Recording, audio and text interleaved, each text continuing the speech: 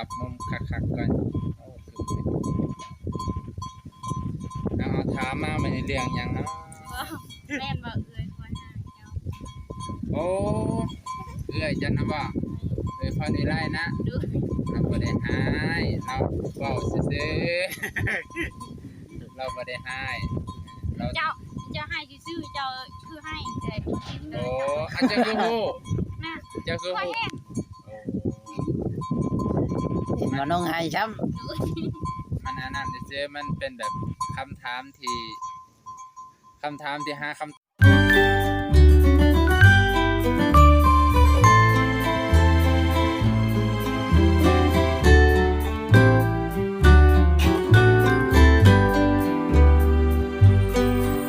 ตอบยากอันนั้นก็เลยแบบ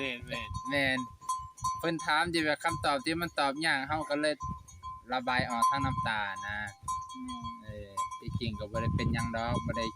เกลียดบ่ได้ชังบ่ได้โกรธเพิ่นดอก ปรับความเข้าใจกันนะล่ะว่า ปรับความเข้าใจเพิ่นแล้วมื้อซื่นนี่เนาะ บ้านนี่บ่ได้ไปบ่ บ่เมื่อวานนี่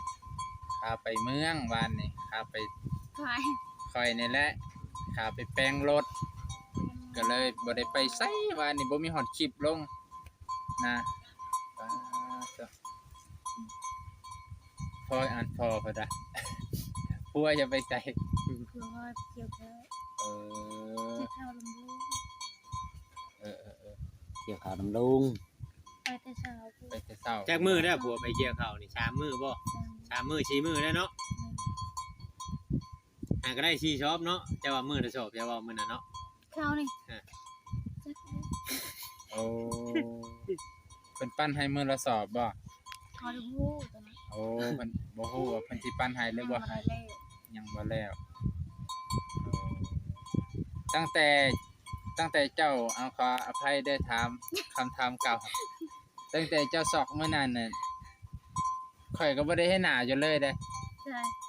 ตั้งแต่มื้อนั้นเลยที่เจ้าซอกอยู่ในป่า สิว่าซอกเนาะสิว่าจักสิว่าจังไดภาษาลาวว่าจังไดล่มจ้ะ เราเป็นลม เป็นลมเป็นแรงเป็นจังไดใครแน่บ่ เข้านี่ มื้อนั้นคือเห็นคนเขาคือบ่เมื่อย คือคนบ่ได้เป็นหยังเนาะ คือคนบ่ได้เป็นหยัง คือเห็นคนเข้าเฉยมื้อน่ะเนาะ กลับมาเอาคนเขาป้าดตัวคือแข็งแฮงทั้งแม่ทั้งลูก แต่ว่ามาเฮ็ดตัวชุมเฮาสิบจังเนาะ FC ก็ว่าบ่แม่นแสดงบ่ แม่นว่าน้องไร แต่จริงที่จริงก็บ่ได้แสดงเลยเนาะ เนาะเรื่องจริง คนสิลมสิตายยังสิให้แสดงอยู่ไผสิแสดงเก่งกว่านี้ก็ห้วย2 3เอิ้นโตแล้ว คนสิตาย เออ คือก็คือบ่เห็นคงหมดคนซ้ำ หมู่เมืองคนครับ คือคนตาย ค่อยขออนุญาตถามลึกๆเด้อ แม่ ตอนที่เจ้าล้มปึ๊บตอนมันสิเป็นน่ะมันรู้สึกจังไดเจ้าบอกข้อยได้บ่ เบียนหัวตอนนั้น โอ้ เขาบ่ได้กินยาเลยเขาปะยาบ่ได้กินเลย คือยานั้นเจ้ามีอยู่แต่บ่ได้กิน บ่ได้กิน คือ FC ก็ถามหลายคนว่าเอื้อยเพิ่นได้กินยาอยู่บ่ได้ยินไอเวียงว่ามื้อนั้นบ่แม่นวันศีลบ่มื้อนี้ก็ได้บ่แม่นนะบางคนก็ว่าถ้ากินแต่วันศีลแม่นว่าจะถ้ากินแต่วันศีลบ่ อืม เอาโลกอันนี้มันขึ้นวันศีลแต่ว่ามื้อนี้วันศีลใหญ่นี่ นั่นนะจึงว่ามีอาการแปลกๆอยู่เด้อมื้อนี่ โย ระวังโดดมื้อนี่ บ่ติเนาะ บ่เลยเขากินยามันเป็นหยัง บ่เกี่ยวกับวันศีลแสดงว่าเนาะ ประโยชน์ คำให้เจ้าไปเกี่ยวข้าวให้นี่ตากแดดนะก็ว่า อืม กินยาก็เอาบ่อยู่ จากว่าแม่นนี่เนาะ โอ้ย ยายจ้ะ ยาเจ้ากินเท่านั้น ยาตัวจะกินนั่นแหละถึงสิกินยาก็เอาบ่อยู่ถ้าเจะไปเกี่ยวข้าวตากแดดมื้อนี้อะนะ แม่นเลดแห้งนี่เจะเกี่ยวข้าวนี่ แบบว่าก้มลงแล้วมันวิ่งแล้วก็เงยขึ้นมาแล้วล้มตึงได้บ่ น้ำมันลง โอ้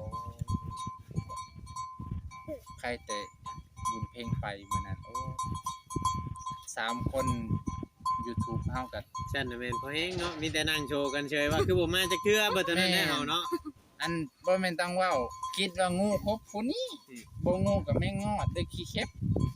เนาะ แม่น ท้องแห้งคิดว่าแม่น่ะไปถ่ายไกล แม่น บ่ได้คิดว่าเพิ่นอยู่ใกล้ๆกันคนนี้ก็บ่ได้ว่าบ่ได้เอิ้นว่าแม่ล้มแม่ซักเพิ่น พิ่นก็บ่เว้านะ แม่ มีแต่ว่าห้องซื่อๆเปื้อเอิ้นหาพ่อนี่พ่อเพิ่นบ่อยู่ตอนนี้ เพื่อดิแม่นว่าน้องเพลง ไปคือว่าไปมันผิดมันคอยว่า โอ้ ไปทางกันติดเจ้าเห็น มื้อนั้นเจ้าชวนเราไปบ่ ไม่ โอ้ เมื่อวานนี่คือบ่ชวนจ้ะ บ่จะไป เออ บ่อยากไป ก่อนจะสิไปห้องน้ำนั้นเจ้ารู้สึกบ่ว่ามันมีอาการแปลกๆในหัวมึนๆบ่ก็เลยชวนลูกไปบ่ได้จังได๋ ไม่ ยันแม่นอยู่นะมื้อนั้นยันมีอาการแปลกๆอยู่ก็เลยชวนลูกไป คือเพิ่น เนาะเพลง เพิ่นมีอาการแปลกๆแล้วเพิ่นจึงชวนไปเนาะ เฮาละคิดในใจโอ้ยใครในบุญเพ่งไปแหน่มื้อนั้นไปนำแม่ คำว่าบอน เพิ่นมาแล้วบ่ได้ไปไอ้ก็อยู่น้ำ บ่นั่นแหละก็บ่ตกดอกน้ำเพราะว่า ไกล มันก็อยู่คันเด้คันใหญ่เด้เนาะมันบ่แม่นแบบ อยู่ห้องอยู่น้ำบ่รู้จัก ขี้ต้มเขาดังเขาอันนี้ก็บ่คนเนาะยามมันน่ะมันไล่ลงบัดสิคนก็นักเด้ ก็มันค่าต่อวิกก็เจ้าสิบ่ได้ปิ่งฮอดน้ำฟังนั่นก็ต่อวิกฟังนี่ก็ต่อวิก พี่ เอออยู่ห้อมกลาง เจ้าฮู้เมื่อว่าค่อยค่อยนวดค่อยอันนี้เจ้าฮู้เมื่ออยู่บ่เจ้ารู้สึกตัวโอ้ ขอบคุณมือจัง ตอนเขาว่าไข้แน่แล้วเจ้าก็เจ้าจื้อค่อยบ่ จิ้วบ่ได้เลย โอ้จื้อบ่ได้เลย บ่ได้เลยอยู่คนหนึงบ่ได้เลย โอ้จนย่างขึ้นมาหอนเทือนจะมาใครแน่ เลยลุกลางๆเลย ไปเลยลางๆเลย ลุกลางๆจนยังคนบ่ได้ โอ้ ขนาดให้นอนร้อนกันมีจำมาได้ ลูกแท้ โอ้โอ้ คอยบ่นวดคอยบ่นม อันใครขออนุญาตนั่นแหละว่านวดไหล่บ่นวดบ่านวด เพื่อคอยเบรกอันนี้นี่เบรกแบบนี้เดี๋ยวนี้มันคือมือไว้ โอ้คันบีบแถวแขนในหูมือไว้ เบรกคือมือไว้ คืออันลาย FC ก็แนะนำลายเลยแหละ แม่น นวดยังก็เอิ้นดาง ง อน ต่อง อนต่อคอ พามือเนาะ พามือแต่เส้นประสาทมันหลาย แม่ โอ้ นวดไว้จำป่วยได้แต่จำบ่ได้ จำคนได้เลยคันเมื่อหนาข่อยก็สิจื้อสูตรนี้อีก นี่บ่คอยเบรกอันนี้คอยจับคือไว้ว่าจะจำคนเราได้ไปอาบน้ำ โอ้ แต่ก็ปกติหัวเราเว้าน่ะสิประมาณวิทย์วันชินในคำหนึงหรือว่า2คำอาการเราสิซักทุกแบบนั้นตลอดน่ะแต่ว่าบัดนี้เนี่ยเราเลยซักแล้วมื้อน่ะบางเทื่อก็อาจสิผ่านพ้นไป โอ้คันได้สักแล้วสิบ่กลับมาอีก แม่ โอ้ เป็นหยังครบมือเอ้ยบ่จดตัวไปยัดใส่ปากน้องมีแขวเด้ มีเลย มีจักเล็บ สามเลย 3เล็บ มันนี่ก็บ่าวนงมาถามละเอียด คือว่าถามละเอียด มันบ่ฮู้อีหลีมันบ่ฮู้วิธีรักษาถ้าบ่มีบ่าวจอยมื้อนั้นก็บ่าวน้องก็สิหงายท้องฟางลางบ่าวจอยว่าตะแคงอะนะ เออ บ่าวน้องก็ น เล อย นห ตะ นุด แคง อย่าเฮ็ดแบบนั้นนอนนุ่งอย่าเก่งอย่าไปเฮ็ดแบบนี้ บ่ให้ ไม่เฮ็ดแบบใด บ่ให้หงายหน้าขึ้นบ่ เฮ็ดแบบนี้เฮ็ดแบบนี้มันคนสิตายเร็ว มันสิตายบ่ไปซั่น เฮ็ดงาน ต้องตะแคงบ่ ตั้งอันหุดหลักแต่พอแห้งก็จะหุดไปสอง โอ้คือยาน้ำลาย น้ำลายกลับคือตรง โอ้เจ้ายาน้ำลายเข้าคืนบ่โอ้ข่อย ข ก็ นาด บ่ คือพอโอ้บ่ไหวจับน้ำลายคือกิน น้ำลายถึงนี่บ่เป็นหยังบ่ ยาตาย มันผัวเจ้าก็น้ำลายถึงบ่ยำอันนี้ แม่ บ่หลายคนก็ว่าส่วนหลายคอมเมนต์ของคนลาวนะว่า แน่น ระวังน้ำลายถึกเด้อเพิ่นน่ะเบาน้องก็ย่านเอาเลยน้ำลายก็ถึกได้มื้อนั้นก็เลยไปเบิ่งใน Google ก็บ่ได้เป็นหยังมันบ่ได้ติดกันง่ายๆแนวมันนี่ มัน เนาะ ติดหน้า บ่ติ มั ด น เนาะ บ่ว่าง่ายมันสิขึ้นอยู่กับสายเลือดเนาะ โดย ไปยัดตัวนี้นะ คอมเมนต์ เพ ทาง ราะว่าเ น้องเลยย่านติ เพิ่นก็เว้าหลายอยู่ที่มันก็นั่นอยู่แต่ว่า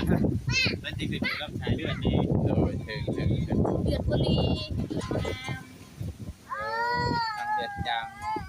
คนย่านเนาะเฮาก็ แต่ ย่าน ว่า เหมือน ตา กั ม น ภาษาบ้านนอกมันน่าเฮาด้วยว่า